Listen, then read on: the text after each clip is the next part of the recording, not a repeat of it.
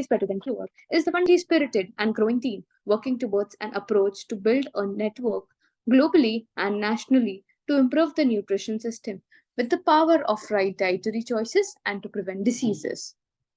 A change is always contradicted. Hence, the PAN team works rigorously to appeal to the society through evidence based guidance. To reach out nationally and spread this positive movement, PAN India was established in September 2022. With the chronic diseases like cardiovascular diseases, diabetes, etc., reaching new heights, PAN India has an aspirational approach. We organize polls, quizzes, feedback forums, discussion forums, query answer sessions, and journal clubs to disseminate this information to a wider group, especially through the means of social media platforms, namely WhatsApp, Instagram, and LinkedIn. The PAN team, headed by our director, Dr. Regina Shaheen, ma'am, comprises really spirited volunteers, interns, and ambassadors, which includes a broad spectrum of professionals, right from medical students in med school to working doctors, nutritionists, and much more, all with the goal of improving the broken nutrition plate. And moreover, it includes all of you who attend the PAN events and form the backbone of methods to spread our message. As it's quite evident, the team is showing a positive growth. So, anyone interested in the same goal towards improving the knowledge on dietary choices, we welcome you to join and be a part of this movement. With a small introduction of PAN, I would now introduce our esteemed panelists for today's discussion forum on protein, which will be divided into two sessions, this being the first one.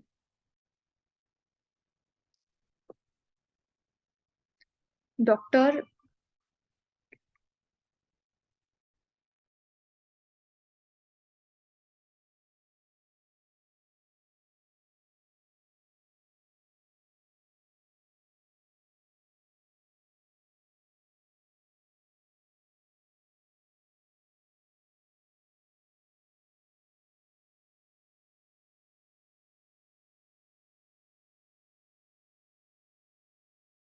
Dishna ma'am, I think you have muted yourself.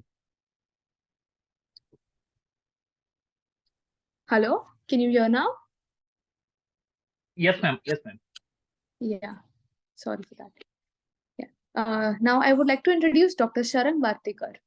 He is an eye specialist and an experienced vitreoretinal surgeon. He has completed his fellowship in medical and surgical retina from Retina Foundation, Ahmedabad. He is trained in surgical retina courses in Japan and Switzerland. He visits as a retina consultant to different hospitals in Mumbai and Thane and has his base at Bhaskar Eye Care, Thane. His work on microincision vitrectomy surgery has been published in international journals, and he has contributed chapters on diabetes, retinopathy in international textbooks. He has contributed to paper, poster, and video presentation and conducted instruction courses at various conferences, including the AAO, AIOC, MOSCON, and BOA, where he has also received awards.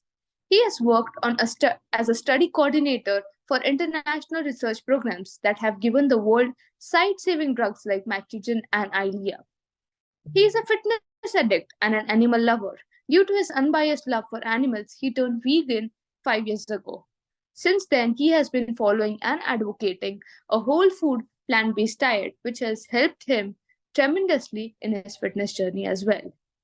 Next, I would like to introduce now Dr. Pooja Manoj ma'am. Dr. Pooja Manoj ma'am, she is an international board certified lifestyle medicine profession, pursuing postgraduate diploma in lifestyle medicine as an associate from CMC Vellore. She's completed her MSc Dietetics and Food Service Management and is an IDA member, certified diabetes educator from Indian Association of Parental and Enteral Nutrition.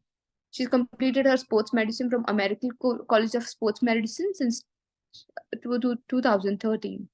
Ex-Army captain and dietitian and personal trainer at Jason's Fitness First and at RMCO Fitness Academy, Thrissur. She's a nutrition faculty of in ISSA course and at Gaio Fitness Academy for CCPFT course. Running a lifestyle medicine clinic fit for life along with Dr. VC Manoj and a virtual group fitness program for doctors under the banner of IMA, that is Indian Medical Association Thrissur, IAP Thrissur and NNF Kerala. She is a functional training specialist, licensed Zumba instructor, Strong Nation TM licensed instructor, Aqua Zumba licensed instructor, Zumba Gold and Zumba Kids licensed, and she is also a certified yoga volunteer by Ministry of Ayush Government of India. We welcome you. Now next, I would like to introduce Dr. Achyutan Ishwar. He is a co-founder of Sampurna Ahara, PHC Lifestyle Clinic, and nutritionscience.in. He has a bachelor's degree in naturopathy and yoga science. He is highly motivated to empower people to adopt whole food plant-based diet, enabled reversal of diseases like hypertension, type 2 diabetes, fertility-related issues, and few others simply by having patients change their lifestyle habits. His PHC Lifestyle Clinic is open to folks who wish to heal themselves and lead healthier lives. He conducts workshops called Healing with Food and shows practical ways of cooking using healthy principles. Sampurna Ahara is a health kitchen that provides whole food plant-based lunches and dinners as a tiffin delivery service and catering. Next, I would like to introduce Dr. Varsha Shah. Varsha Shah, ma'am, practices pediatrics with special interest in adolescent medicine and lifestyle medicine. Consultant at SPKS Medical College, medical consultant at Sharan, an organization which helps people in disease reversal. Consultant at Prakruti Heal for disease reversal and holistic healing. She's pursuing PGDLM, that is postgraduate diploma in lifestyle medicine from CMC Vellore. She's passionate about children and adolescent well-being, which are the future foundation of our country. We welcome you, ma'am. Next, I would like to introduce Dr. Uma Senthil Kumar. Dr. Uma Senthil Kumar is a passionate family medicine physician with American Board of Family Medicine certification with additional qualifications including American Board of Lifestyle Medicine and a fellowship in integrative medicine, is dedicated to a multifaceted domain of primary care. She pursued a fellowship in integrative medicine, seamlessly blending conventional medical approaches with evidence-based alternative therapies for optimal health and well-being and healing. Possessing multiple degrees and certificates in various aspects of integrative medicine, including a formal medical degree in Siddha medicine. Her proficiency extends to yoga, nutrition, and Reiki healing, embodying a commitment to a holistic approach in patient care.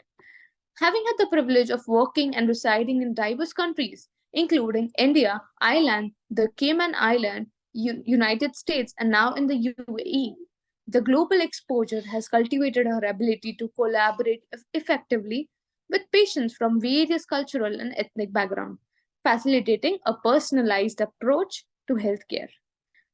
She is an active in the global medical community. Dr. Uma served as a chairperson of Wonka Aspire as a World Organization for Family Physician. Thank you. Welcome, ma'am. Finally, I would like to introduce Dr. Kiran Vaswani. Dr. Kiran Vaswani, ma'am, she is a PG diploma in adolescent pediatrics, diploma in counseling from TESS, International Board of Lifestyle Medicine Certified Diplomate. She's a consultant pediatrician and adolescent healthcare. She is a lifestyle medicine practitioner in Navi Mumbai. Founder of Pulse, that is Parents, Unconditional Love, Support, Encouragement, Empathy, and in tune with kids and teens. She's a certified lifestyle medicine physician, associate consultant of Freedom from Diabetes, and is faculty for basic life support and advanced life support. newborn resuscitation program courses. She is an adolescent health ambassador, conduct various action plans of IAP and AHA for school children and adolescents. I am, and we are actually really grateful to have you all, such an esteemed panelist for today's session. Now, I would request Dr. Melinda ma'am to introduce the topic for today's discussion forum. Thank you. Thank you, Reshna. Good evening, everyone. Welcome to our discussion forum on proteins. Now, proteins is one such topic where the more we know about it, we realize how less we know about this topic. So nowadays, it's a trend about protein consumption, and everyone is concerned about how much protein is to be consumed, what products to be used, which proteins are better. Is it animal proteins or plant proteins? And the list goes on. Now, when you know like something is in trend, there will be always controversies regarding it.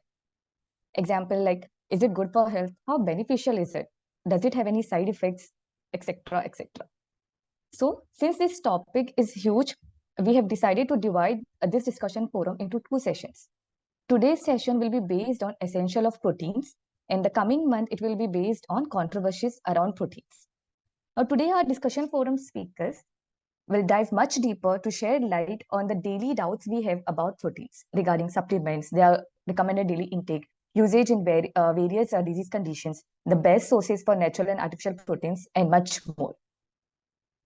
With this introduction, I would like to start with the first question to Dr. Varsha ma'am.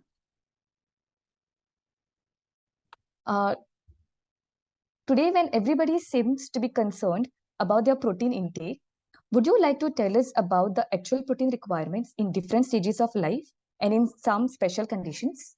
Over to you, ma'am.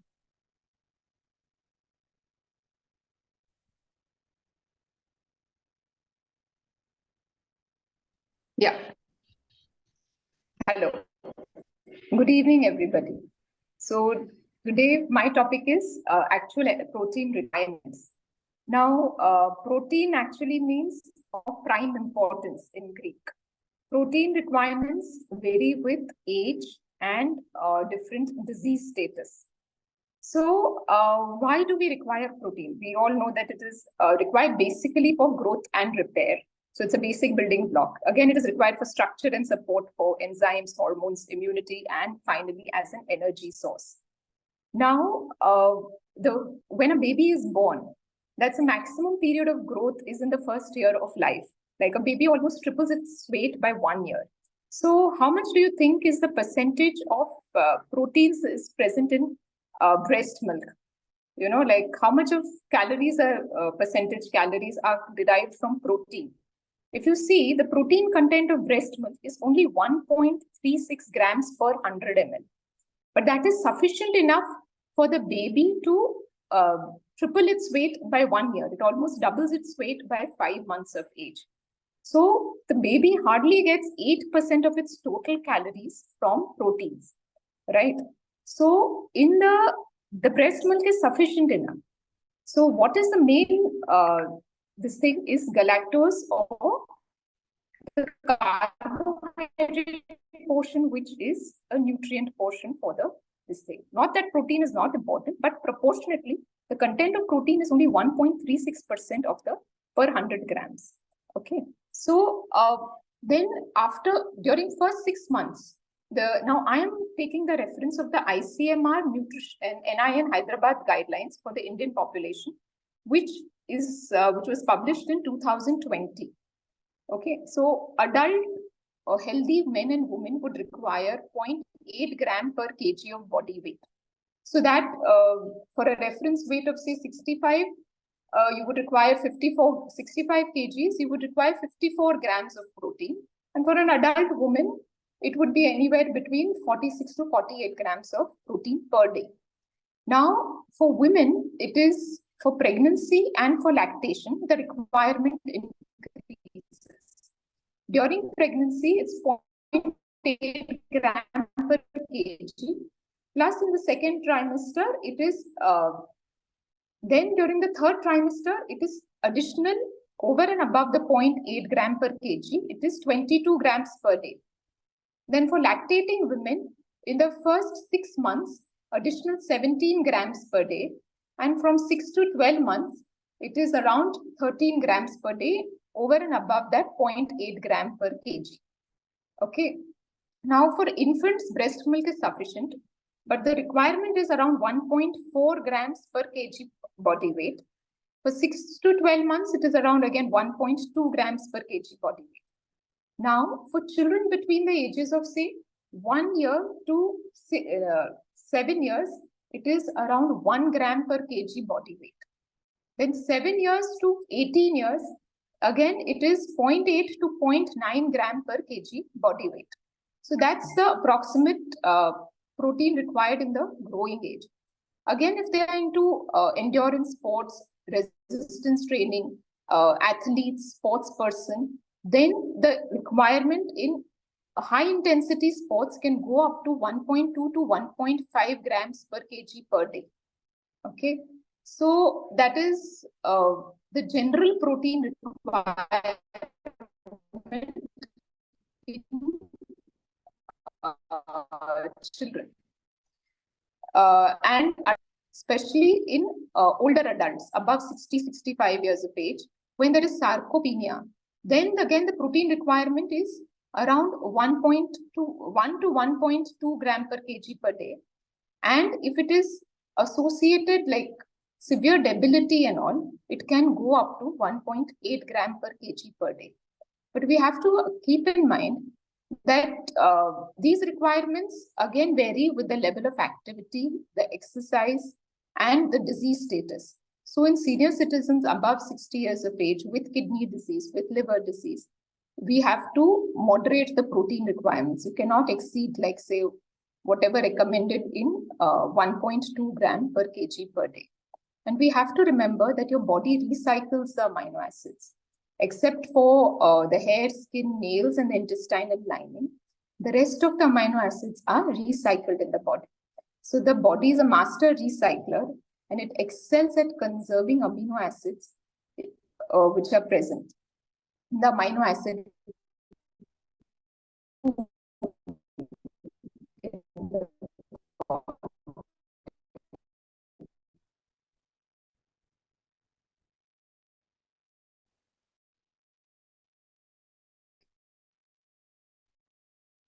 so that would the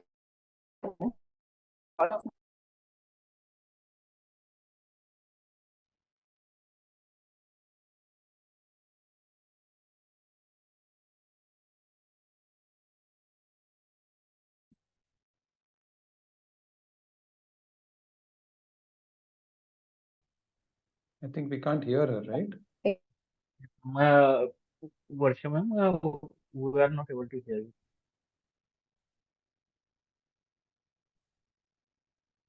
Hello.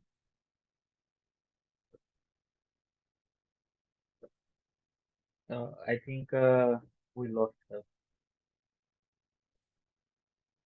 Hello, Varsha ma'am, are you able to hear us?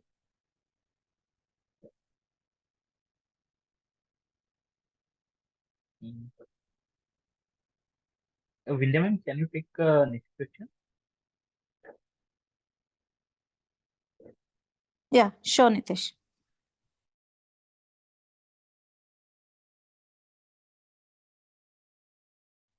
Good evening, everybody. Next, we'll move on to the second question. This will be to Dr. Uma Senil Kumar. When we say protein-rich food, immediately the image of animal-based foods comes to mind. In your opinion, is it the healthiest thought? Yes or no? Whichever your answer, why is it so? Also, are there any other healthier options to meet our protein needs, and do they affect the quality of protein that our body needs? Okay, good evening, everyone. And thank you for the introduction, Adeshna. I really appreciate, and thank you, PAN team, for having me here. And I'm happy to share this space with the other esteemed panelists over here. It's a great question, Vindya. And as we delve into the, the perpetual debate surrounding the protein sources, animal versus plant-based, the question of whether plant-based eaters are receiving the right proteins has been an epic inquiry. causing both confusion and concern. So I think we need to get straight into the nutritional puzzle here. The question is whether I think is it the healthiest thought of having animal-based food as the first choice. See, the answer is yes and no, and we will learn how we are going to understand this further, okay? So my whole here next 5 minutes, I'm going to base it on 4 different categories. So we will talk about animal and plant proteins and how they differ in their composition, leading to the variations in the nutritional profiles. So number 1, we'll talk about the amino acid profile between the animal and the plant-based proteins.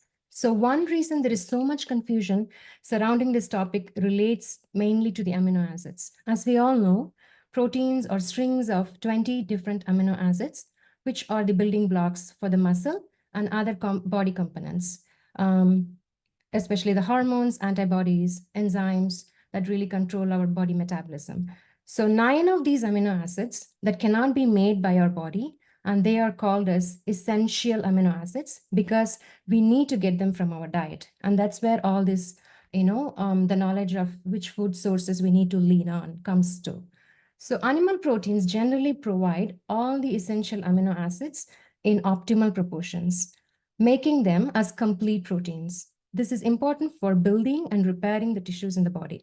Whereas the plant proteins may lack 1 or more essential amino acids and making them as incomplete proteins. So however, by combining the different plant sources, especially we will go into the details, especially the beans, rice. So when you combine different plant sources, a person can still obtain all the essential amino acids. It is entirely possible to overcome this potential limitation by really adopting a well-planned and diverse plant-based diet. And how do we do that? Here's how. I call this as protein complementation. Like by combining different plant sources, individuals can ensure all the essential amino acids in sufficient amounts that one's body require. This protein complementation, for example, the legumes, which are beans and lentils, can be mixed with rice or wheat, the grains, or seeds like quinoa, sunflower seeds, which can really create a complete pattern of amino acid profile. And this has been proved in the American Journal of Clinical Nutrition that really emphasizes the protein complementation based on the plant food sources. And then when we look at plant proteins, quinoa and soy are said as complete proteins. So these two are really good plant sources because it has all the essential amino acids that one needs. So next factors, so we talked about the amino acid profile. Now a second factor I want to talk about is the digestibility. So the proteins, there is a misconception that animal proteins can be better digested compared to plant proteins. But I will say the protein in foods from animals such as like meat, milk, and eggs tend to be more absorbed easily than those from the plant sources. Yes, such as nuts, beans, or grains. Yes, it is true.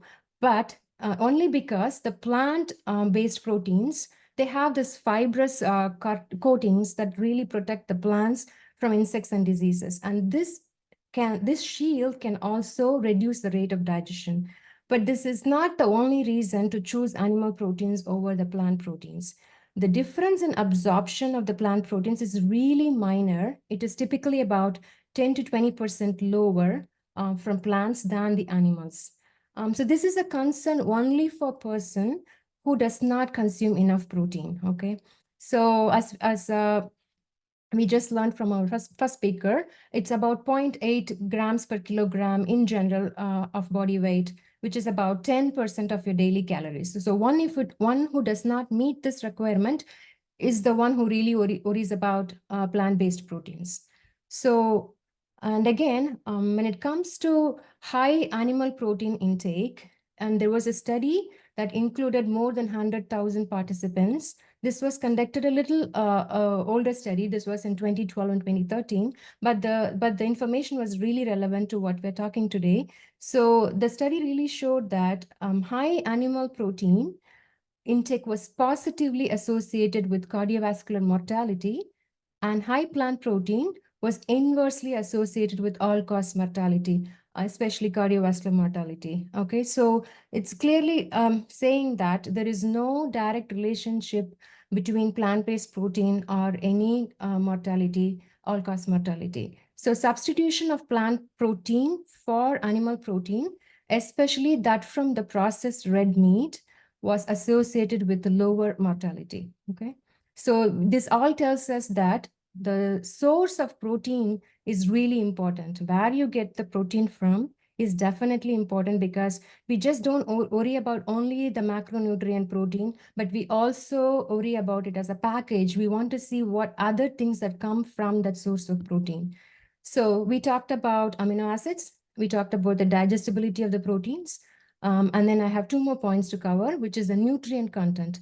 Okay, so some concerns have been raised that anti-nutrients such as phytates, lectins, and oxalates in the plant foods may reduce the absorption of the essential nutrients. But actually, the phytates may contribute to a lot of health benefits in the plant foods, because they have a lot of antioxidant property. And then higher phytate intake has been associated with overall good health. And also there has been studies that proves that it lowers the risk of kidney stones.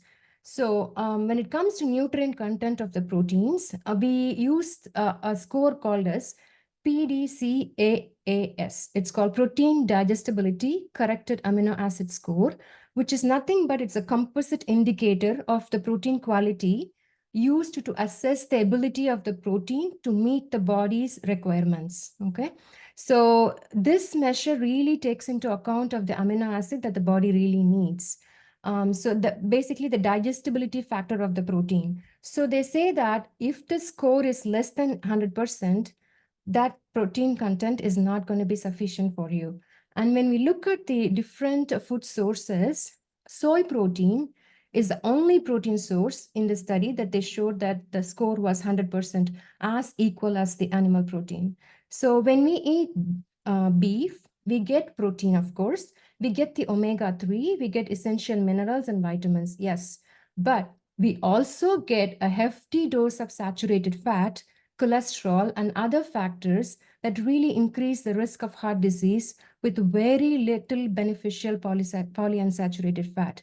So we have to understand this is not just the protein we are focused on.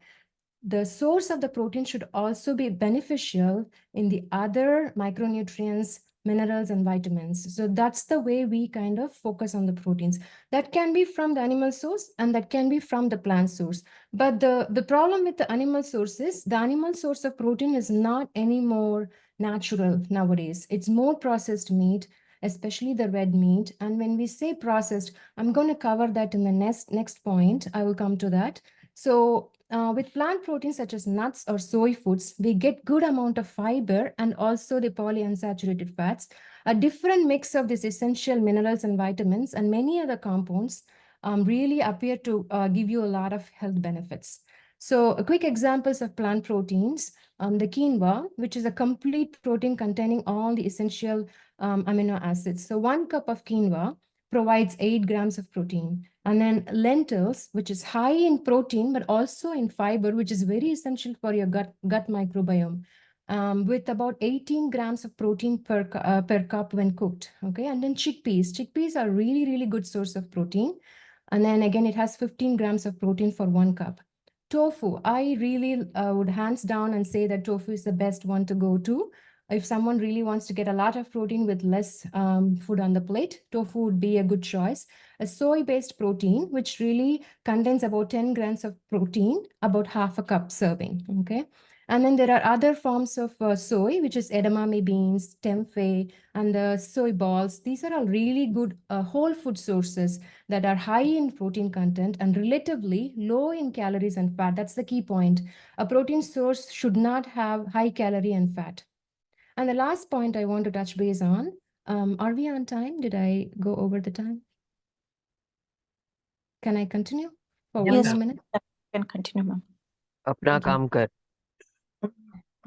So the last point I want to touch base is the health impact. Okay. So when both animal and plant proteins can be a part of healthy diet, some studies suggest that excessive consumption of this red and processed meat associated with health risks such as cardiovascular disease and also certain cancers. Okay. And then plant-based protein are very good in controlling osteoporosis. This is one of the JAMA study. And they're also good in controlling your cholesterol levels. And especially for diabetic patients, it reverses the diabetes, or at least it keeps the diabetes under control, okay?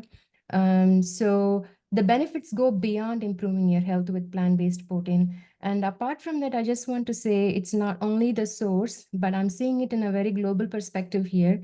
At this time in human history, I strongly believe it's very important for us to consider the role of the food choices for addressing the climate change and also preserving a viable planet for future generations.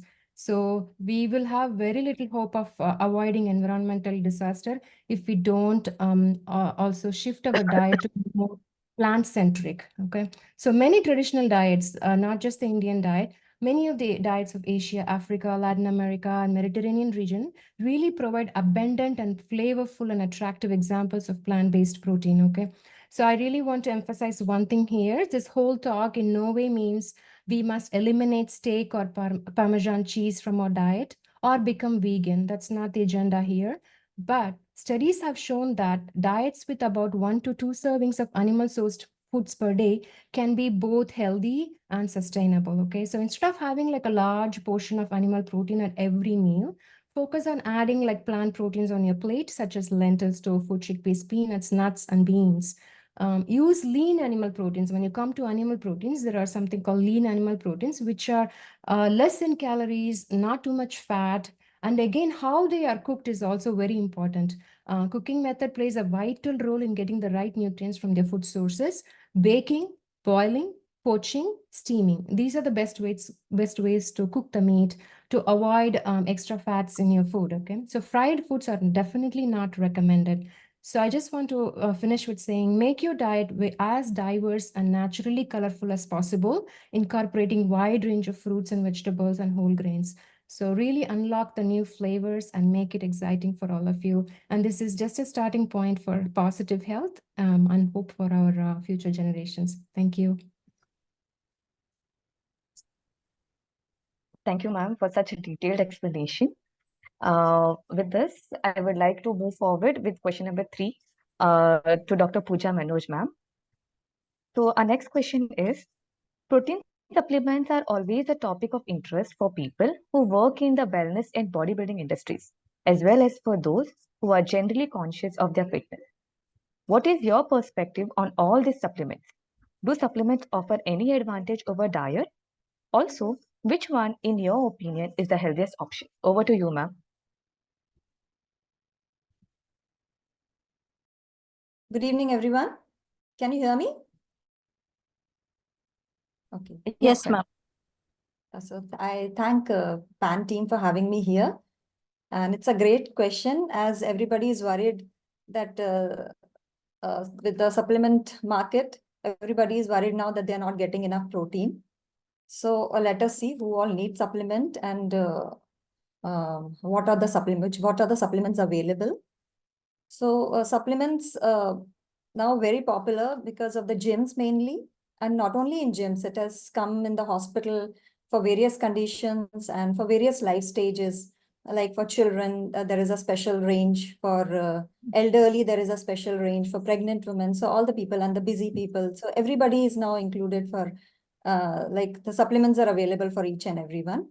And like our country is actually deficient in protein. It's like so many people are deficient in protein. But when we talk about supplement, who are the people who can afford supplements? Supplement is when there is a deficiency and you want to supplement. So that's when the supplement role comes. But are these people able to afford? The people who are deficient are actually not able to afford supplements. So the people who are able to afford supplements, they're the ones actually getting their protein intake. So actually they actually get their protein intake through food. So just like 16, 17 years before, it was very hard to find a supplement. You could only find few imported ones, and it was very hard you had to go to a special place, or there'll be a special shop in a metro city, or you had to get it online, maybe from US or somewhere. But now every day there are new brands coming in India also. So many Indian brands have come. So there are a lot of, and usually now I'll talk about the people who come to a gym. They are all worried. The moment they arrive into the gym, they are worried that they are protein deficient, and somebody advises them to take a protein supplement. And so usually people, I'll talk like how in my scenario, people come to me asking what supplements they should be taking. Uh, and otherwise they would have started taking already a supplement, and then they will come and ask, now, is it okay? Do I need more or something? So what I do is like I assess their diet, and mainly in my state from Kerala where I belong, mostly people are non-vegetarians. So they are usually meeting their supplements, their protein need, and sometimes they're actually exceeding their protein requirements. So I just make an assessment, I calculate the protein. So as already told in the first talk, the requirement is only 0.8 gram per kg body weight. But suppose if you're working out, if you're doing strength training, if you're into some kind of sports, competitive bodybuilding or competitive sports, so the requirement usually goes up. So it may be somewhere around 1.1 to 1.2 if you're a beginner, or if you're into, or it can go up to 1.4, 1.6, and even up to 2.2 gram. So the American College of Sports Medicine and the American Dietetic Association, they all recommend up to 2.2 gram protein intake if you are doing a natural, if you're into natural sports. So if you're not using an ergogenic aid, then up to 2.2 gram. After that, there are no benefits seen actually. And what they suggest is like you should take per meal 0.3 to 0.4 grams per kg per meal. So that will come around 20 to 30 grams of protein in 3 or 5 meals, depending. It all depends upon the calorie requirements and what is the goal of the person. So it will all vary with that. And like supplement, first of all, we suggest that they have to get it through the food. So we calculate and find out. So we calculate and find out if there is not a requirement. So we tell them that there is not a requirement, and they can do about that without it.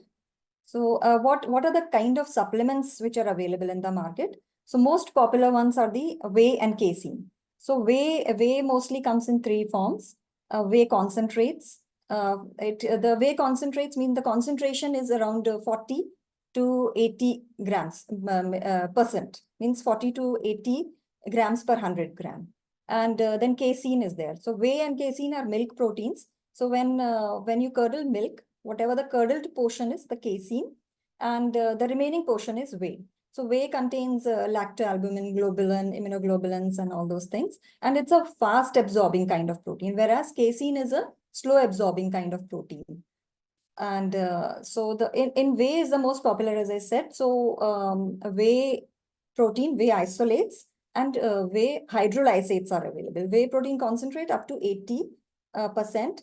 Whey isolates up to 80 to 90% protein, and whey hydrolysates are pre-digested peptides. So that also up to 80-90%. It's very fast acting, and usually taken after a sports activity and all, but can be taken in divided doses also. Now the latest studies suggest that you can take it any time of the day. That previously it was thought that there has to be an anabolic window and you have to take it just after the workout. But now if your protein requirements are met throughout the day, so it doesn't matter. The whole protein intake matters. And even previously, it was thought that there was a capping, like after 30 grams, you cannot absorb protein. But now the studies have proven that you can even absorb up to 100 grams of protein, provided that you are doing resistant training, if you're into that sports. So that capping is gone now.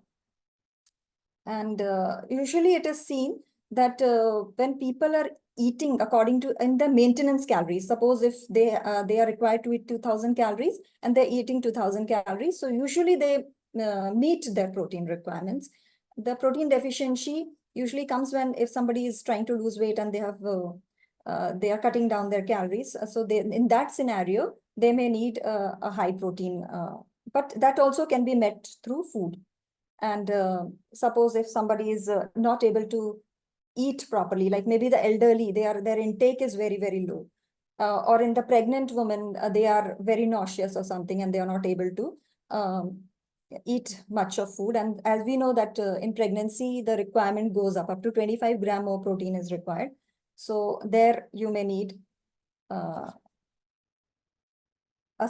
supplement. We may need a supplement.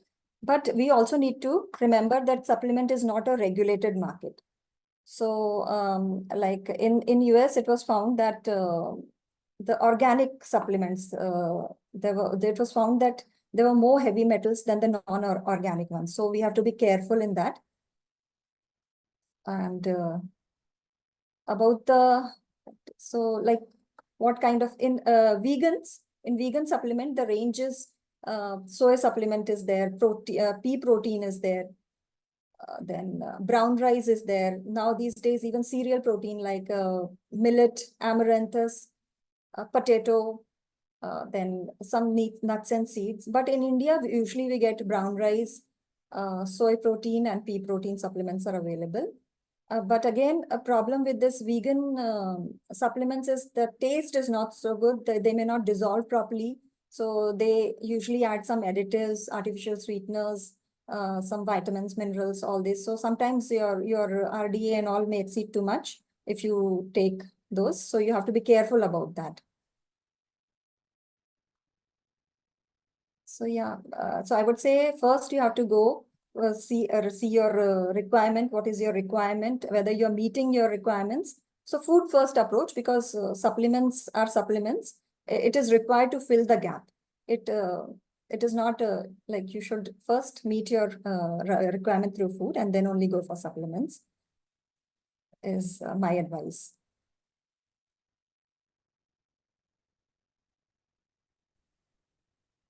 Oh, you're done, ma'am? Yeah, I'm done. Okay, thank you, ma'am, for for your insights and expertise. Our next question goes to Dr. Sharing Vartikar, sir. Sir, nowadays, a relatively new term, that is plant-based meats, is in trend.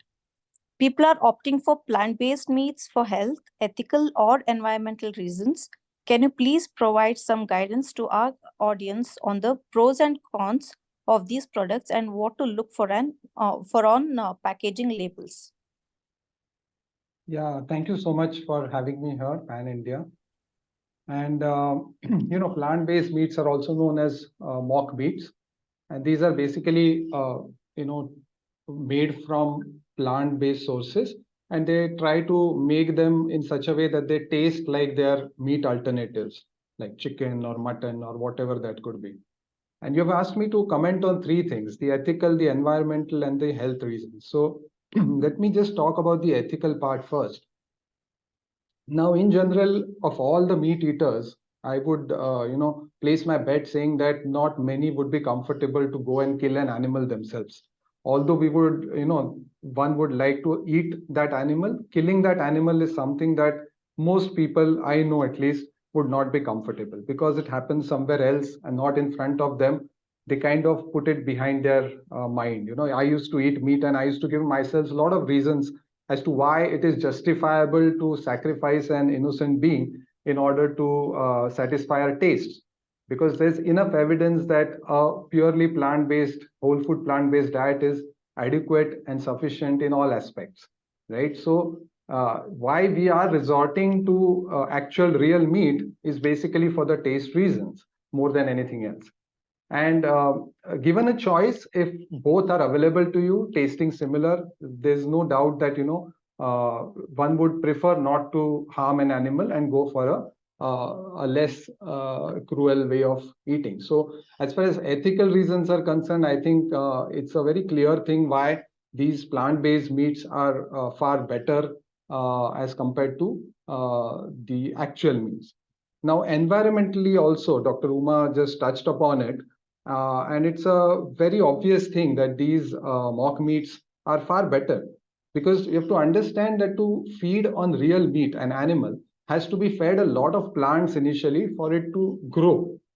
So, and then you eat that animal. So it has been shown that if you feed, say, 100 soyabeans to a cow, out of that, only 6 soyabeans would end up reaching the human stomach. That's like a wastage of 94% of food. Now, there are 1 billion people who sleep hungry every day. 10,000 people die of starvation each day.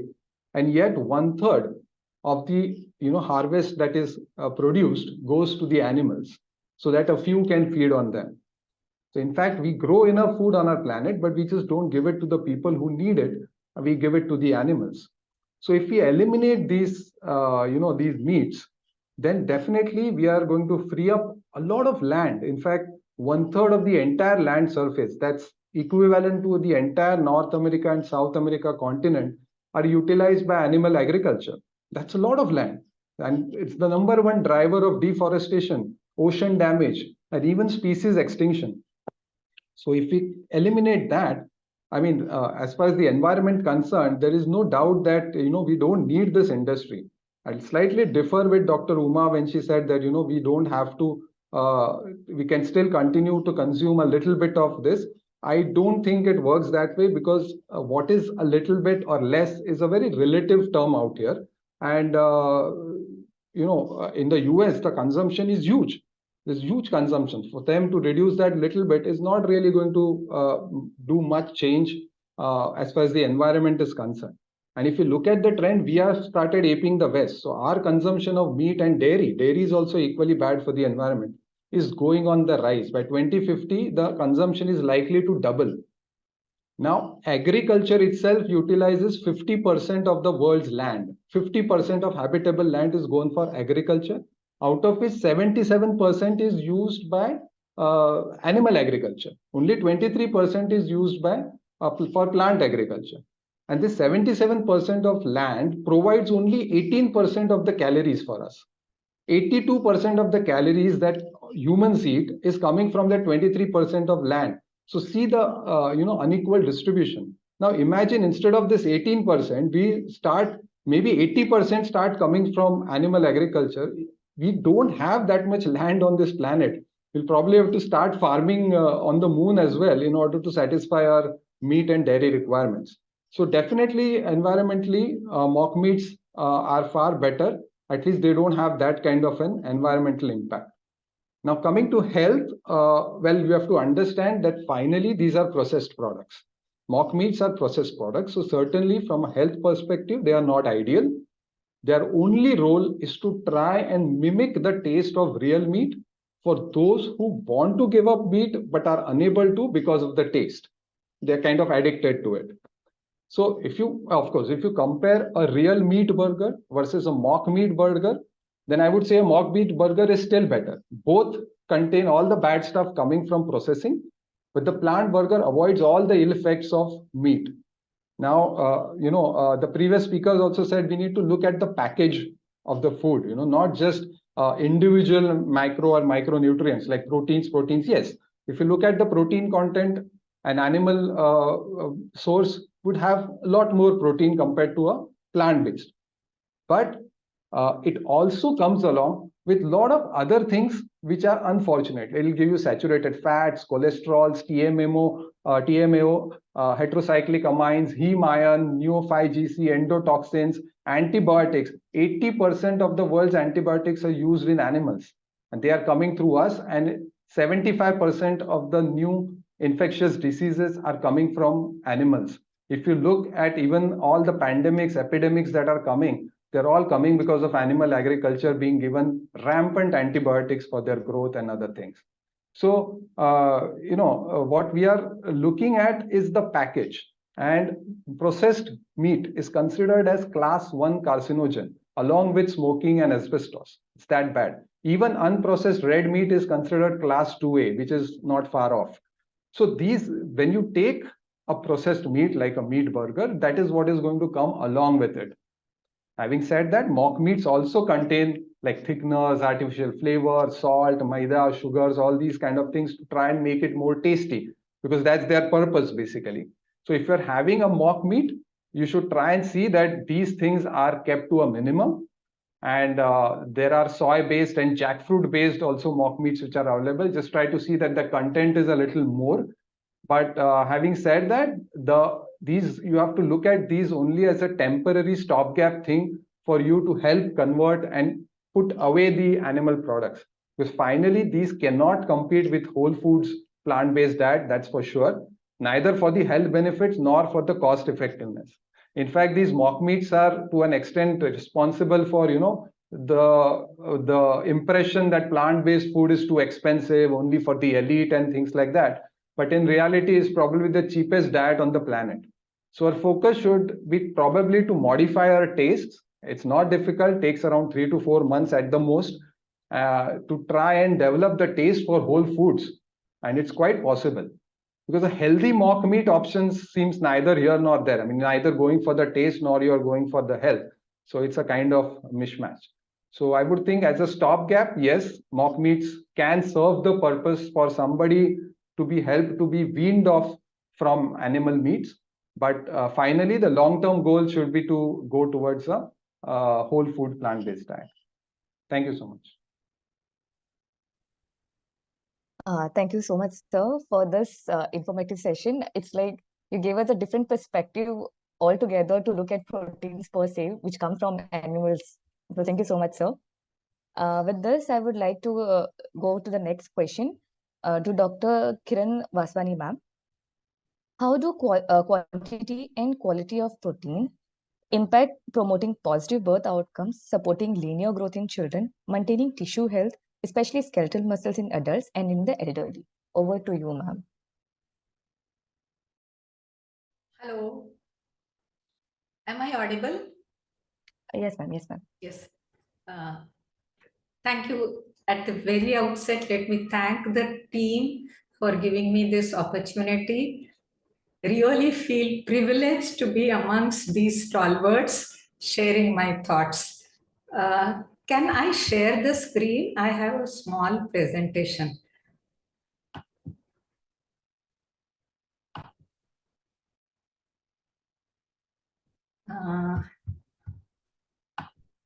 Can I be allowed to share the screen? Yes, ma'am. You can share.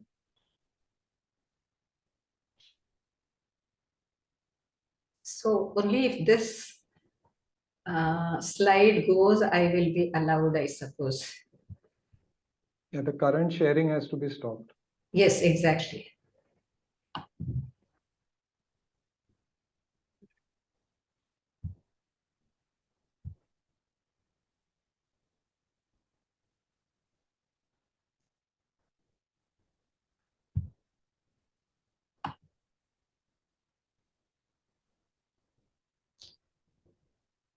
Or Hello, shall I? who's hosting, please? Are you able to share, ma'am, now? No, you have to stop hosting, I believe. You're sharing your screen.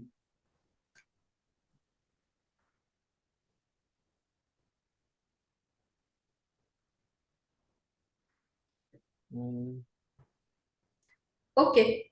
If it's a difficult, because I had 1 or 2 studies also to show, that's why. Otherwise, it's fine, perfectly fine. So I have basically 3 or 4 questions to answer. First is, how do proteins impact positive birth outcomes? Then, how do we support linear growth in children? Third is maintaining tissue health. Oh, great. Let me see if I'm now allowed to share. Yes.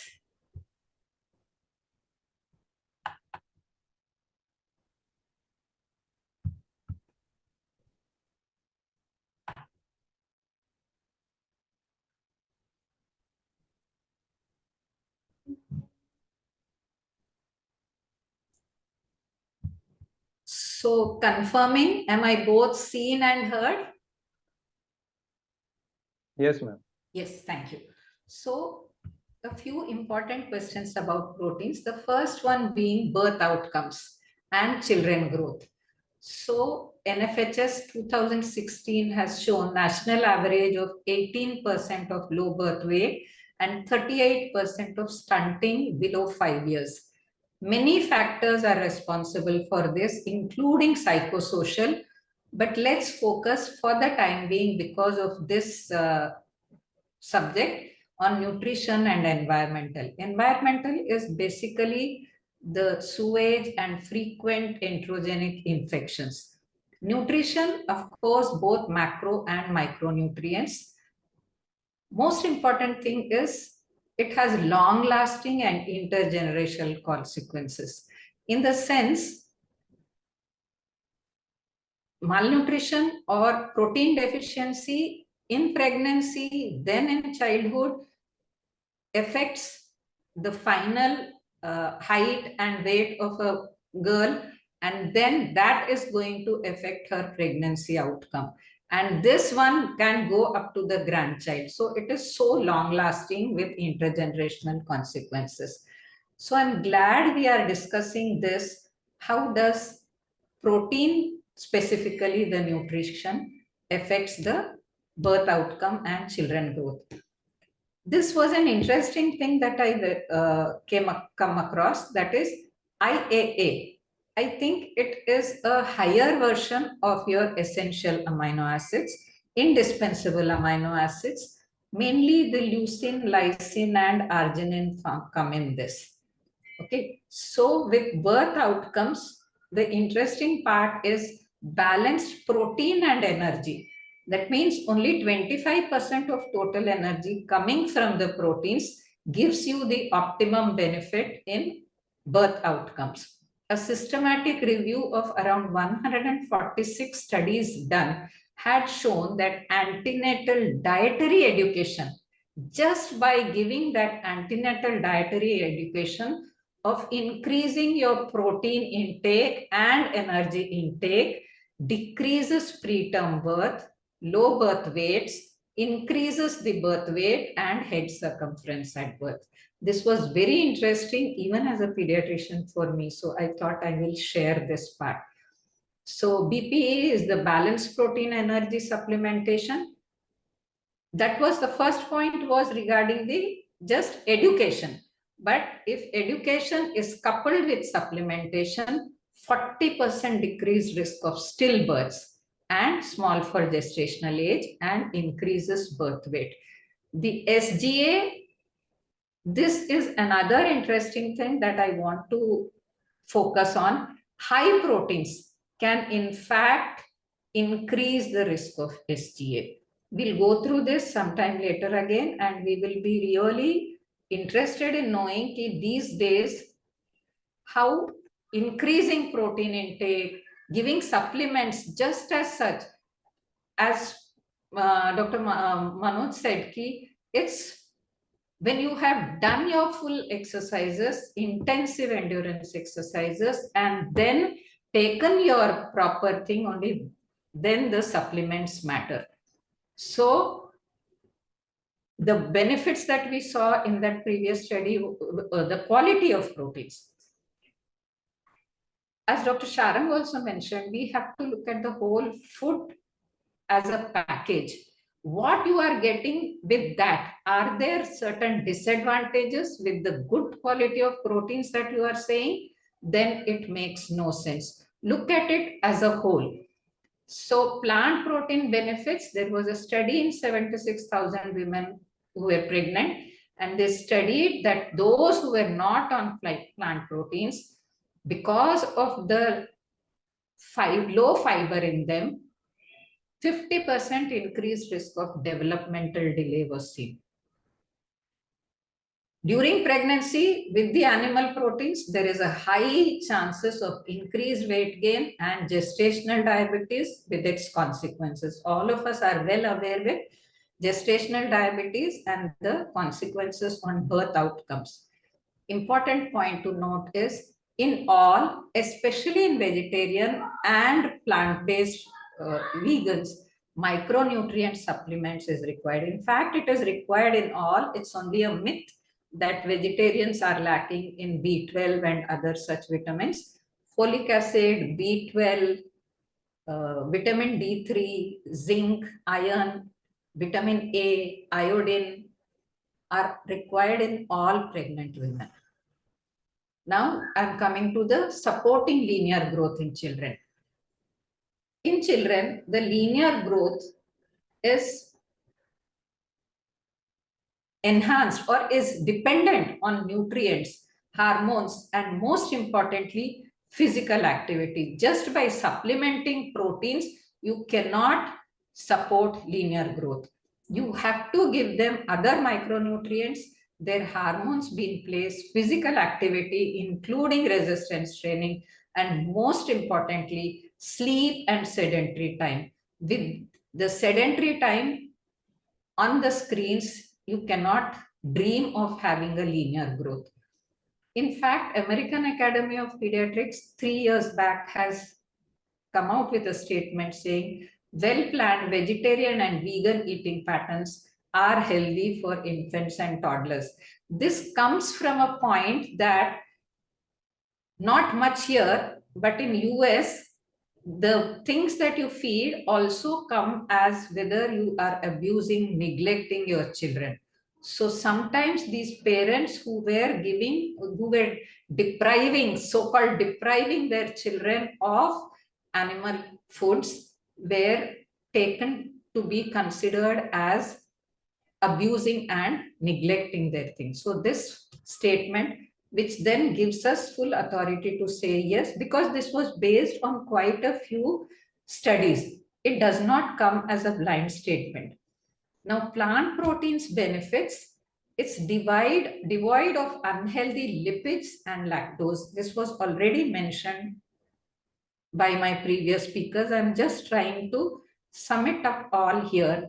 It is rich in fiber and polysaccharides. The polyphenols and antioxidants nurture the healthy gut bacteria and delays. There was one study which said 1 in 3 children below 12 may be at risk of developing type 2 diabetes. So definitely it delays the onset of lifestyle and other lifestyle or non-communicable diseases. So for supporting linear growth in children, we require the correct nutrients.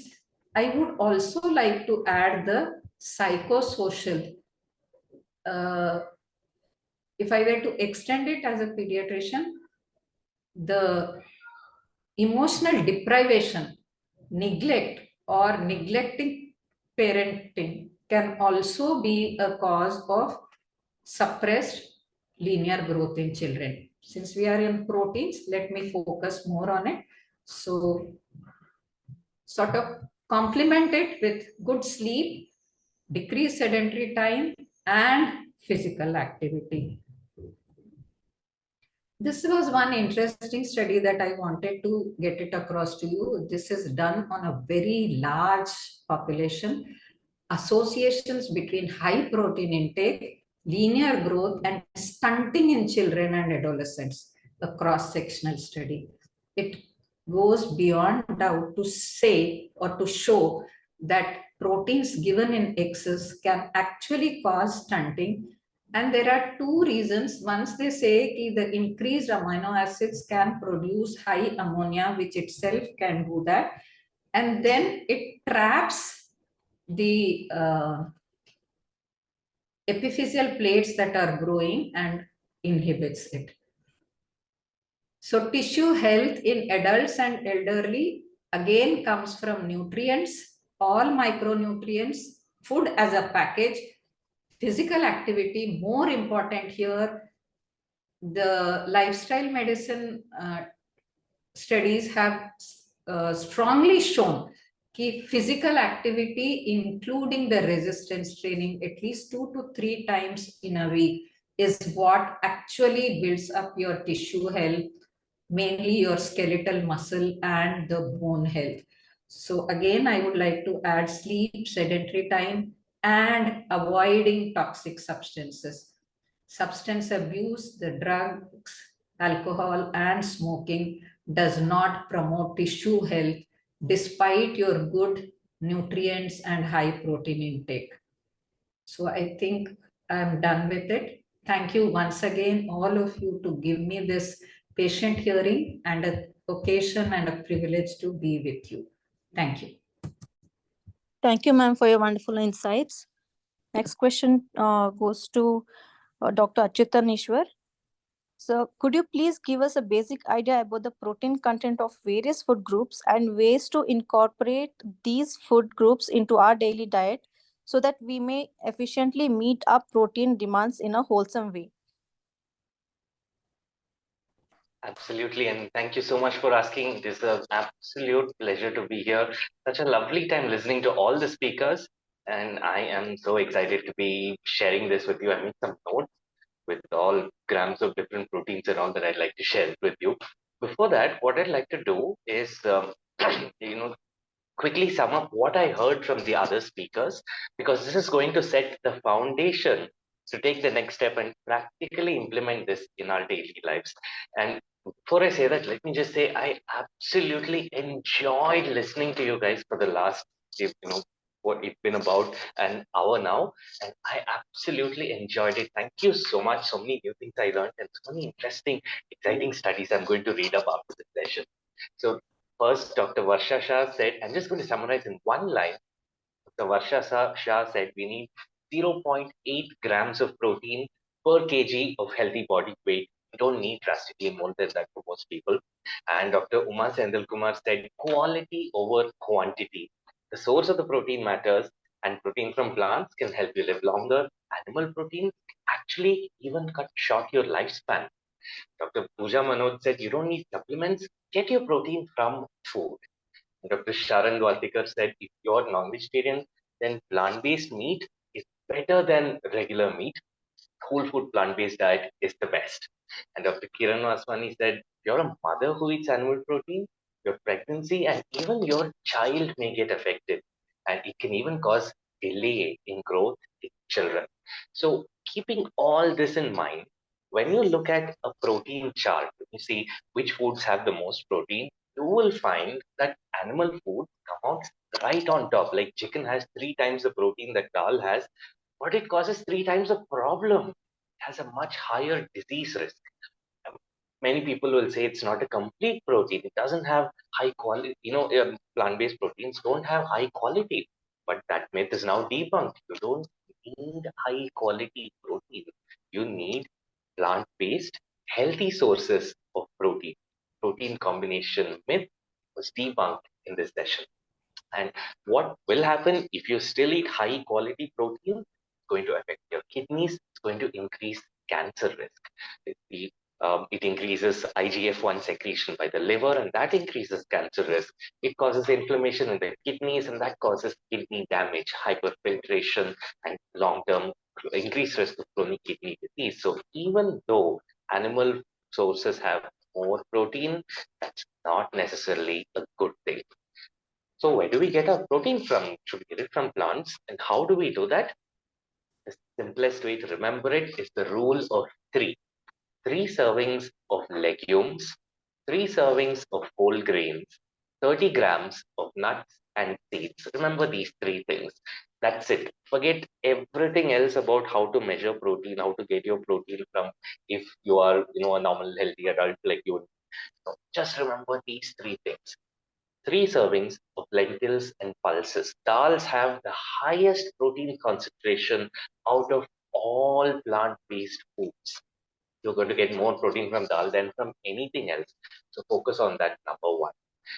As one of the doctors mentioned, I think Dr. Varsha Shah, Dr. Kumar, I'm not mistaken, that soya has a lot of different amino acids and better ratios than most other foods. So include soya in your diet. You can use it in the form of tofu, tempeh, soya milk, soya curds, okara, soya flour in chapatis. I even put some soya flour in sambar to thicken it up. Quite nice that way, and gives a very milky consistency to the sambar. It's creamy, and also it has other benefits. Like, did you know that soya beans might actually protect you from the negative effects of salt consumption? And it prevents hypertension, stomach cancer, strokes. It prevents kidney failure. So every meal that I eat, I make sure I add a little bit of soya in it, not just for the protein, but because of the overall health benefit. And all the other dals, all the other legumes like moong dal, chana dal, tur dal, masoor dal, your kala chana, kabuli chana, rajma, anything else, green peas, avrikalu season, it's the black bean season now in Karnataka, so get lots of it here. Fresh green peas, sprouted moong, you get the fresh tur. All of those are fantastic options. Double beans, kidney beans, whatever. Any dals, legumes. 3 servings a day gives you about 20 to 25 grams of protein. That for most people, that's about half your protein requirement met easily. How much is 3 servings a day? Each serving is about 30 grams of dry dal. How do you measure that 30 grams? I don't know how to measure that. I'll give you a simple formula. If you take 30 grams of dal, you dry roast it and make a chutney from it, then you get about quarter cup of chutney. So quarter cup of dal chutney is 1 serving. Take the same dal and you cook it into a dal that or like a dal makhni, you get half a cup of cooked dal. So half a cup of cooked dal is 1 serving. Take the same dried legumes, soak it and sprout it. You get 1 cup of peas or sprouts. So 1 cup of sprouts is 1 serving. And just multiply that into 3. For example, if I have, say, a sprout salad for breakfast, maybe that's a little unusual. Let's say I have idli sambar for breakfast. There's some urad dal in the idli, and there is, half a cup of sambar that I'm eating. And all in all, that makes 1 serving of lentils. Then for lunch, I eat a bisi bele baat or a sambar rice or dal chawal or roti dal. At least half a cup of dal is going to give me another 1 serving of lentils. And for dinner, let's bring back the sprout salad. I eat a sprout salad, or I make a tofu butter masala with like 3/4 cup of tofu in it. That's another serving of lentils. That makes 3 servings. So simple, no? So easy. You don't have to think much at all. Just add some dal, some legumes in every meal, and you're good to go. The second one was 3 servings of whole grain: brown rice, red rice, whole wheat, rye, barley, oats, amaranthus seeds, brown top millet, ragi, jowar, bajra, um, what else do we have? Foxtail millet, proso millet, barnyard millet, kodo millet. So many, many whole grains you can have. And having 3 servings of these whole grains is something that we can do easily, especially as Indians, because most of us eat one mountain of rice or like 5 rotis and then a little bit of sabji on the side. We need to change it. Most people eat more than 3 servings of grains. It's not whole grains, so most people it's white rice, but it's more than 3 servings. If we just replace it with whole grains, that's enough. You don't even need to worry about quantity. I'll tell you why. Because 1 serving of whole grain is half cup rice or 1 idli or 1 chapati or 1 dosa or 1 slice of bread. Any of these is 1 serving. So if you have 3 chapatis for breakfast, your 3 servings of whole grains is over for the day. You don't need to eat whole grains for the rest of the day because it's over. Can you imagine? I think for most of my life, I've been eating like 10 servings of whole grains every day because we 3 chapatis for lunch, 2 cups of rice in the afternoon, and 3 more chapatis for dinner. That's 10 servings. Don't need to worry about the quantity, just the quality. Switch to whole grains, and that's more than enough. Most people get 3 servings easily, and that gives you about 10 to 15 grams of protein. Then number 3 is 30 grams of nuts and seeds, peanuts, coconut, not coconut, not so high on the health scale, but all the others like walnuts, almonds, cashew, pista, um, sunflower seeds, watermelon seeds, pumpkin seeds, you have chia seeds, flax seeds, all of these nuts and seeds. 30 grams can give you about like 5 to 8, 9 grams of protein altogether. And adding them in your meals, you can sprinkle it on sabji, you can make some nut butter and mix it with your dal, make it more creamy. Almond butter gives you a nice ghee-like flavor, so you can put it in rasam, fantastic aroma. You can make cashew butter and put it in your North Indian gravies. That's so rich and creamy. Peanut butter is amazing for sambar and peanut powder is fantastic in sabjis like Maharashtrian style. Raw peanuts in your salad, amazing crunch. So many ways by which you can do it. Just 30 grams or quarter cup a day, that's more than enough. So you combine these 3 things, you get about 45 grams of protein in a day, and the remaining 5 to 10 grams which you might need, you can easily get from the fruits and vegetables and berries and green leafy vegetables, cruciferous vegetables, which you're going to be consuming along with this. It's not just I hope it's not just rice and dal that you're eating. You're going to be eating a sabji, going to be eating a fruits, you're going to be eating some greens. And when you combine all of these together, you can easily meet your protein intake. So much so, and I'd like to end on this note, that when researchers studied vegans versus vegetarians versus non-vegetarian, who gets enough protein and who gets less, who gets more, they were surprised when they found no matter what you're eating, whether you're vegan, vegetarian, or non-vegetarian, on average, everybody ends up eating at least 70% more protein than you actually need. So if there's one thing you're taking away from this discussion forum, it's this: plant proteins have a much better health benefits than animal protein, and most people already get enough of it. So switch to whole grains, switch to dals, and remember the rule of three: three servings of dals, three servings of whole grains, 30 grams of nuts and seeds, and some fruits and veggies to meet your protein requirement easily all day, every day. Thank you so much. Thank you, sir, for this wonderful session. You've made our meal plans very interesting. Thank you so much. Next, okay. Okay, Next, so we'll now go to okay. Let's go to the question parts from the audience. From the audience side, does anybody have any questions to ask to the speakers?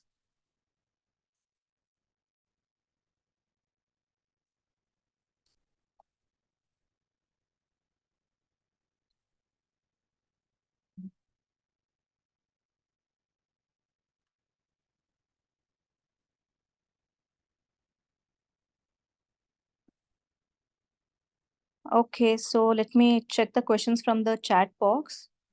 Mr. Mahesh KM asks how to increase muscle mass through plant-based foods. Anybody interested to answer this question from the panelists? So, to increase muscle mass, actually you need to eat protein around 1.2 gram per kg. But more important is you need to do progressive resistance training, because it's not just about eating protein. You have to combine it with resistance training. Otherwise, there is a minimum or no impact. People eat protein but don't do resistance exercise, then it will not help. Okay.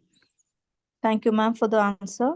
Our next question by Veenu Sharma. Should protein-rich foods be taken immediately after a workout?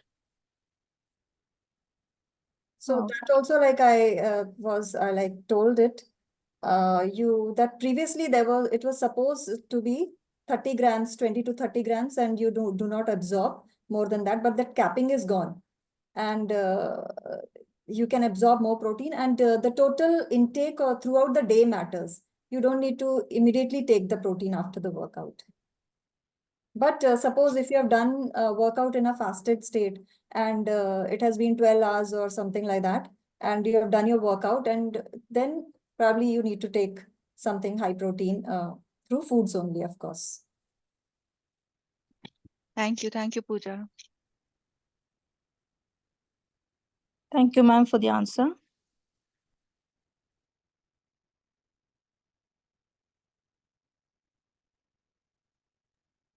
Next question by Kalyan Jonanda. In what kind of patient should protein diet be in check, ma'am? Where over or under?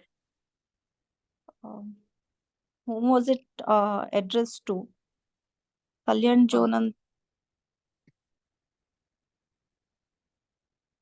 May I answer? Excess protein is not advocated. Specifically, we have to limit protein intake in kidney disease. And whenever there you have chronic congestive cardiac failure or liver disease, there also with edema, there also you cannot overdo proteins. And excess protein cannot be stored in the body. It is usually stored as fat. the nitrogen is cut off, and then the carbohydrate, oxygen, and hydrogen, the CHO remains. So excess protein is stored as fat. Less protein is usually given mostly with kidney disease, depending upon your GFR.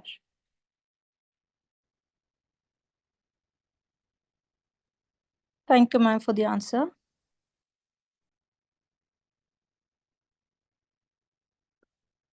Okay, any more questions from the audience side, please? I would just like to add one thing. Yes, ma'am. The concept of complete and incomplete protein now is obsolete because all plants contain all the amino acids, all the 20 amino acids in different proportions. So the proportions may be less or more. So that complete and incomplete protein is a thing of the past.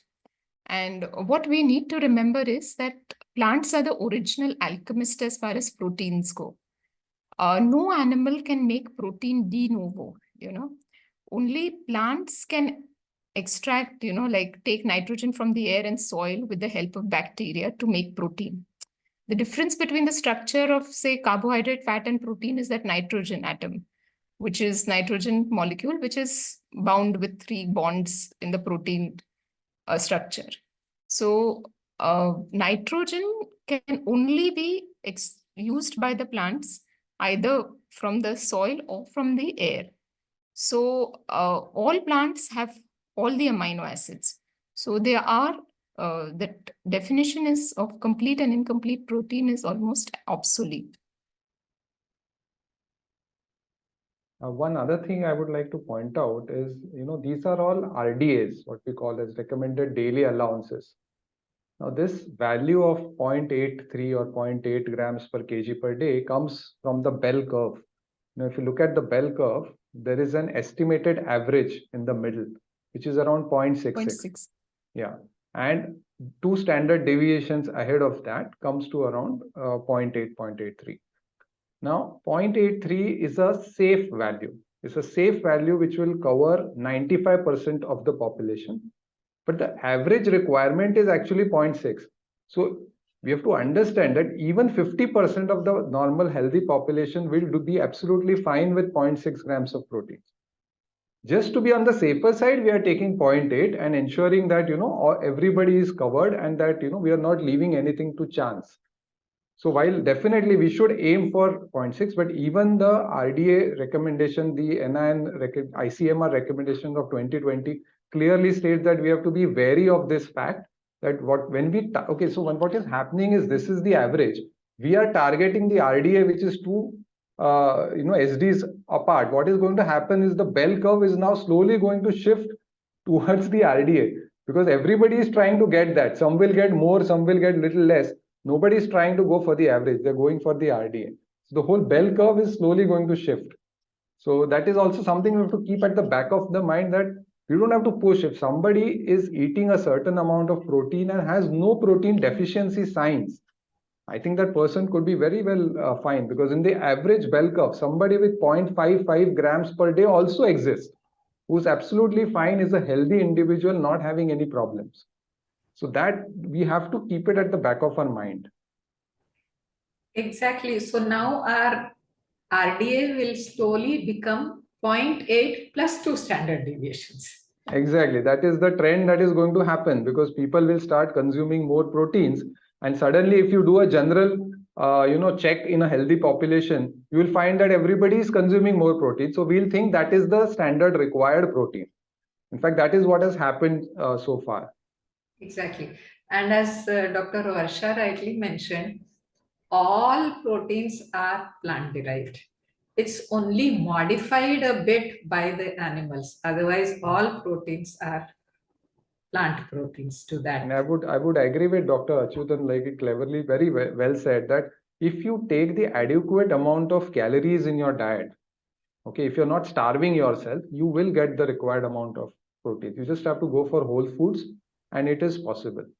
We require around 10 to 15% of the calories, even breast milk has that much, coming from proteins. And usually that is possible with whole foods.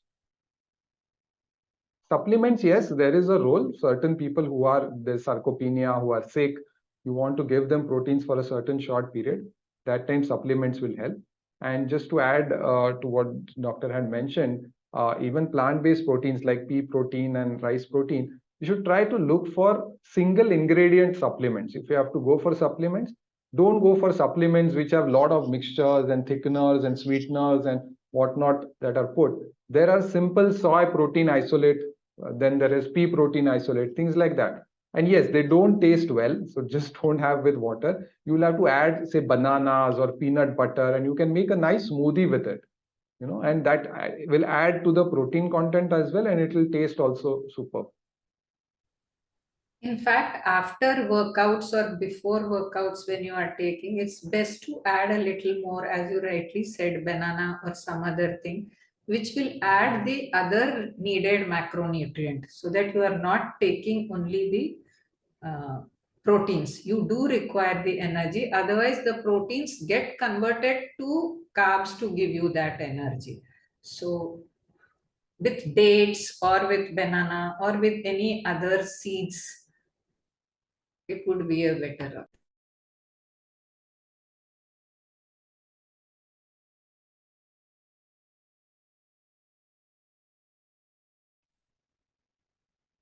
Okay, the next question is a requirement for pregnant women to take 1 gram per kg body weight?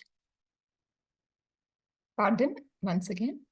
Gayatri says, is a requirement for pregnant women to take 1 gram per kg body weight? Yeah, see, the requirement is 0.83 gram per kg body weight. In the second trimester, you add around 15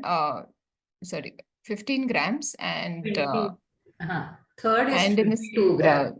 Third trimester, you add around, I think, 17 or 22 grams. 22 grams. 22 grams. Above that, 0.8 gram per kg. Yes, it's not per kg later, because otherwise you keep gaining weight and adding so much of it.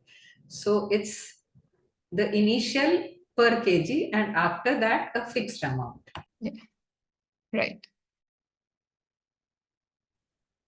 Okay, ma'am. Thank you.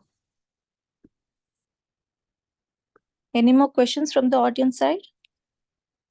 I have a question for our other speakers. Yes.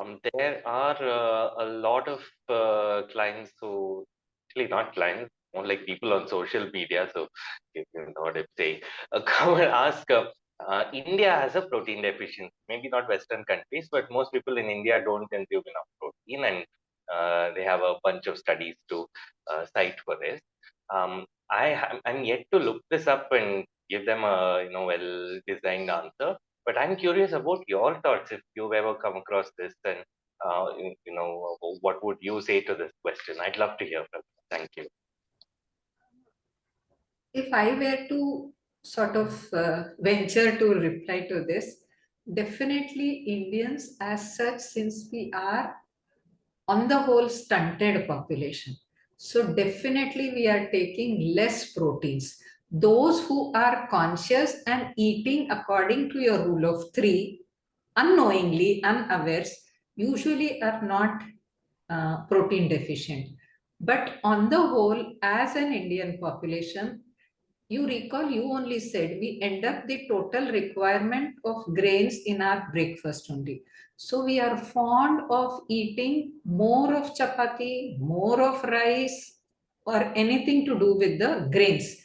Dals, vegetables and fruits are as side mein, just like some chutney part of it or pickle part of it.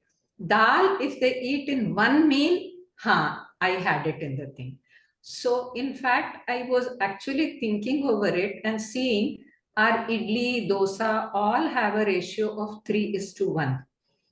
So from the beginning, I have been making it a point, at least to children, in breakfast, give them only dal based, something out of sprouts, kacha, dosa, pesarotu, as they say, or adai, more of dals. And when you make meals, idli and dosa, see to it that it is 1:1. Then otherwise, I also think of it most of the times like that is why probably we are not so well into sports, because we are really lacking. We may not be deficient. There may be a difference between deficiency and insufficiency, something to say. We as such focus more on grains. So we will have to change that to include more dals, as you just said that. In two of your statements, it came down to that. We finish off the grains in the whole day's quota in the breakfast only, and those 3 cup formula where you rightly put both grains and dals.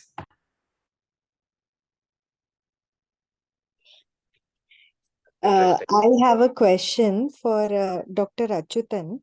As Dr. Achyutan mentioned about 3 times pulses and whole grains and all that.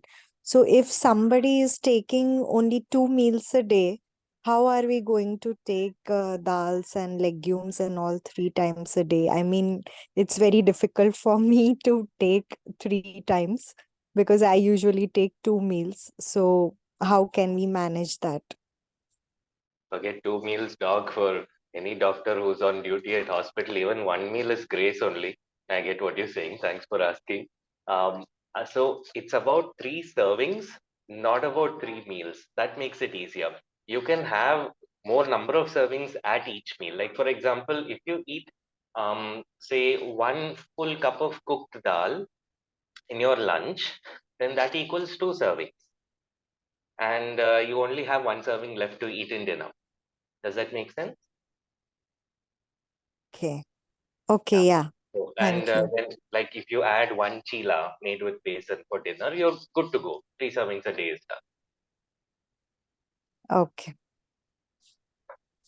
But don't you think it will be heavy to digest this much if we take 3 servings? How many servings do you currently take? Can I ask? Like snapshot of yesterday's meal. How much of dals and legumes? It will be hardly once. I mean, if I take 2 meals, it will be in 1 meal. Otherwise, it will be more of fruits and vegetables and nuts and seeds. Yeah, that I can take, but dals and pulses, I feel heavy in digestion. Makes sense. Can I ask how much of dals and legumes in that 1 meal? Might be 2 katoris. Okay, so 2 katoris, each katori usually tends to be around half a cup. Might be a little plus or minus, around half a cup. So if you assume that it's half cup, then that makes 2 servings of dal. So you're already Yeah. at 2 out of 3. You only need like 50% extra. If you eat 1 Okay. katori of dal in dinner, do you feel that's going to be too heavy? Okay, maybe not. Yeah. There you go. Okay, thank you so much. Thank you. So I just want to quickly clarify. I don't know if there was a confusion there. When it comes to animal proteins and plant proteins, I do have my patient population who cannot let go of their animal proteins. So I want to design the animal protein in a way that doesn't bring in all the deleterious effects. Like, as we said, processed meat has its own, a lot of things that go into the way they are processed, all the additives and preservatives we add into it. So I can only say what is best for them given their availability and what they can go into. So I cannot completely tell them to change into plant-based proteins.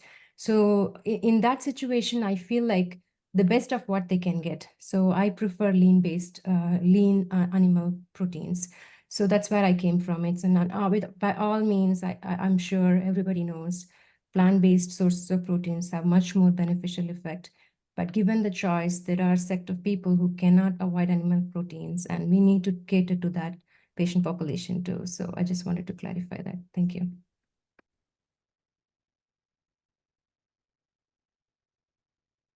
Yeah, the important question, which is not as often asked, is where do you get your fiber from?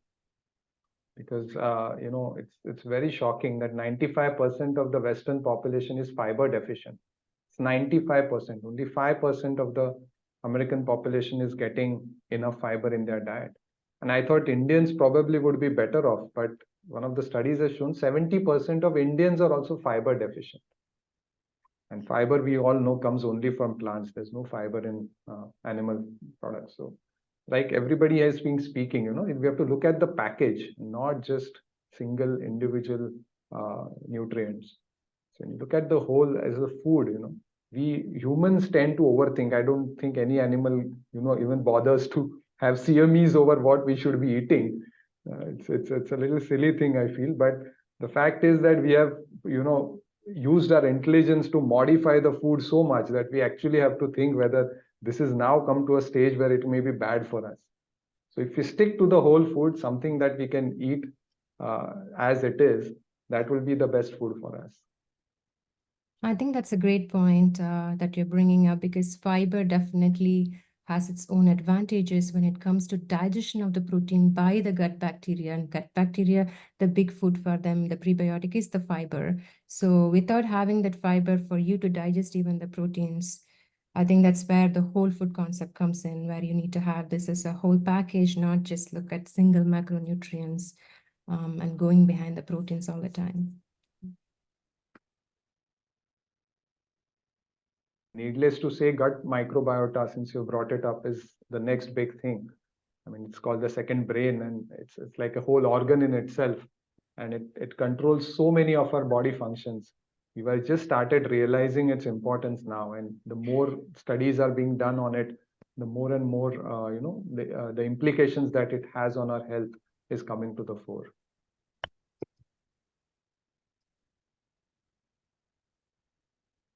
Considering the all points shared by Vartika sir and Uma, I personally think that for those people who are in the initial stages of behavior change, instead of going for the optimum diet that we usually promote, like a predominantly whole food plant-based diet, I think we should take approach that suggested by It Will Guide, or the in India suggested by ICMR Guide.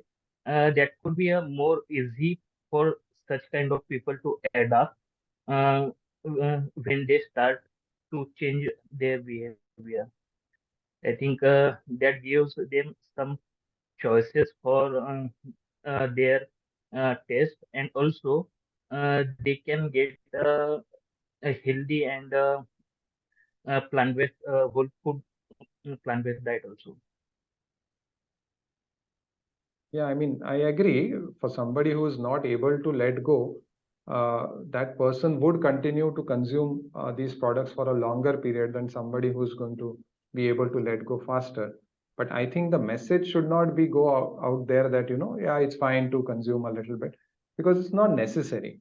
Yes, you may not be able to make the change and you are making, but that you should understand why it is being done, how it is being. It's like if you're smoking, you won't say, okay, just take a couple of cigarettes a day, that's fine, you will be okay. No, the message has to be clear that smoking is bad, don't go for it. Processed meat is as bad as smoking, it's proven. So you have to inform them. What they do with the information is a separate thing. Not everybody will be able to make the change, and that's perfectly fine. But Yes, sir. not to tell them is not right, is what I feel. Yes, sir. It is There are enough also studies out there. Yeah.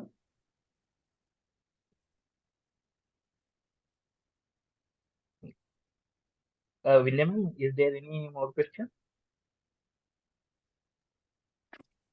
I think audience, any more questions? I think there are no more questions. So I Yes. think continue with takeaway. Okay. Okay.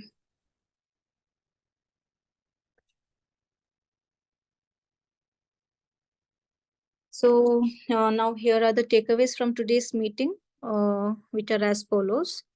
Protein requirement varies with stages of life and medical conditions. 1.36 gram per 100 gram protein in breast milk is sufficient for infants. ICMR guidelines: healthy adults require 0.8 grams per kg protein per day. During pregnancy and lactation, protein requirements in women increases, and children 1 to 6 years is 1 gram per kg, and 1.2 to 1.5 gram per kg in high intensity sports in elderly. sports in elderly 1 to 1 gram per kg per day. These levels vary with activity level and disease status. Example in CKD, chronic kidney disease, 0.8 gram per kg.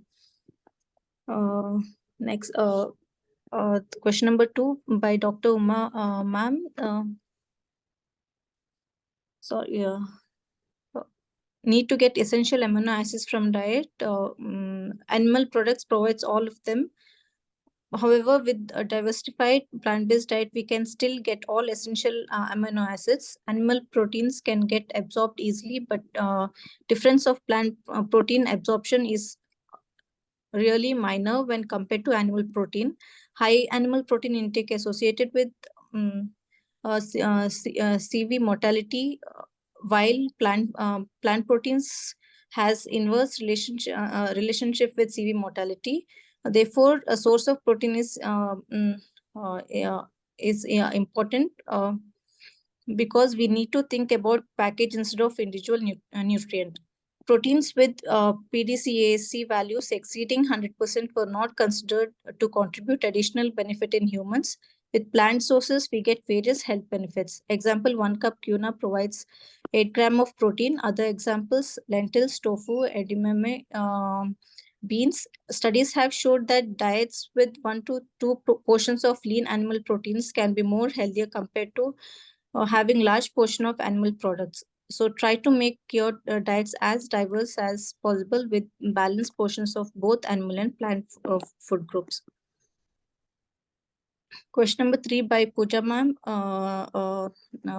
The highlights are: now supplements are available for every age group who needs supplements. Those who are deficient, but who can afford such supplements are actually one who are not deficient in proteins. In competitive sports, proteins requirement goes up, but after 2.2 grams per kg, there are no additional benefits. Most popular supplements are way fast absorbing kind of protein, whereas casein are slow absorbing proteins. You can absorb up to 100 grams of protein per day, provided that you are doing resistance exercise. In case of calorie cutting, one may need higher protein intake, but it can be met through diet. But by the end of the day, food is food and supplements are supplements. So always the first preference should always be given to food. Question number 4 by Dr. Sharang sir. Plant-based meat, ethical reasons. Plant-based meats are better than actual meats because we mostly eat meat for its taste, and we can get similar experience from the plant-based meats. Environmental concern, meat and dairy consumption is going on rise. 50% land is used for agriculture, out of which 88% is used for animal agriculture, but the actual most of the calories comes from plant-based foods. Health, processed meat considered as class A carcinogen, but having said that, mock meats are also rich in added preservatives and artificial ingredients which may have negative effects on health. So having predominantly plant-based diets can be the healthier available options which we can adopt with just some small discipline. Question number 5 by Dr. Kiran ma'am. Balanced protein and energy for fetal growth and development. Proteins are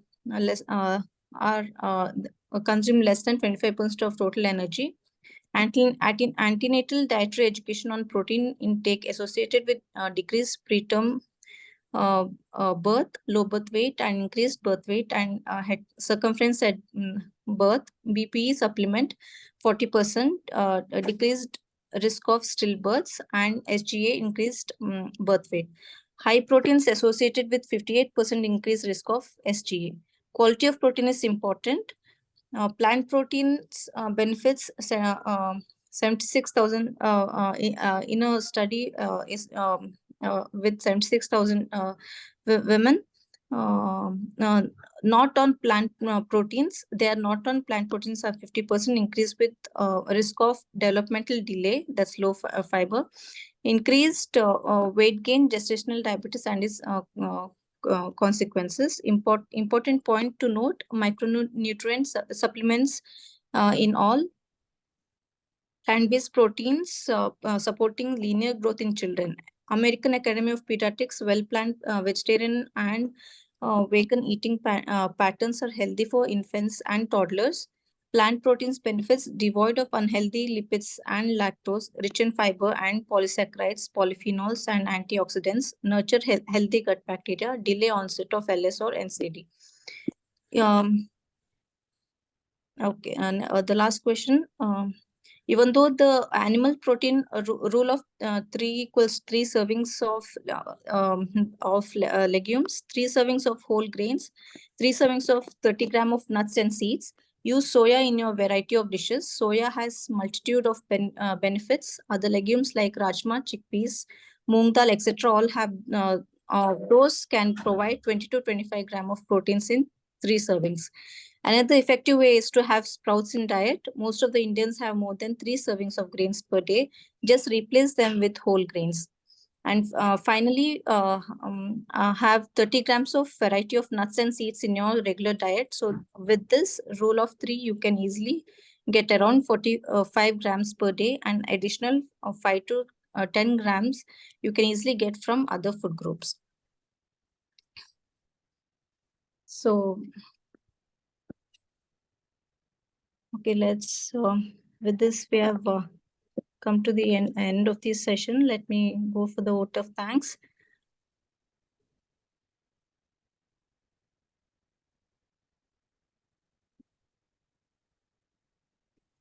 I deem it a great honor to propose a vote of thanks to all who have helped us in making this panel discussion a success. First of all, I would like to thank our distinguished speakers, Dr. Vasha Shah, Dr. Uma Sindil Kumar, Dr. Pooja Manoj, Dr. Sharang Vartikar, Dr. Kiran Vaswani, and Dr. Achyutan Ishwar for a very interesting and thought-provoking insights in their expertise, who blessed us with their presence and took out valuable time of their busy schedule, without which the panel discussion was not possible. I would like to express a profound gratitude to our medical director of PAN, Dr. Rajina ma'am, for this opportunity, support and guidance. I would like to express a gratitude to Shruti ma'am and Amrita ma'am for all the support and guidance at every step. I would like to express a gratitude to our audience for their keen participation and attention. Last but not the least, our team, Dr. Nitesh, Deshna, Dr. Milinda, thank you so much for all your efforts to make the session a successful one. Lastly, we thank you again all our panelists for their continued support and cordial cooperation. And we look forward to collaborate with each one of you all in our future activities and support us in improving our shortcomings and work for a brilliant PAN. Let's end today's session by wishing everyone a wonderful day. Good night and take care.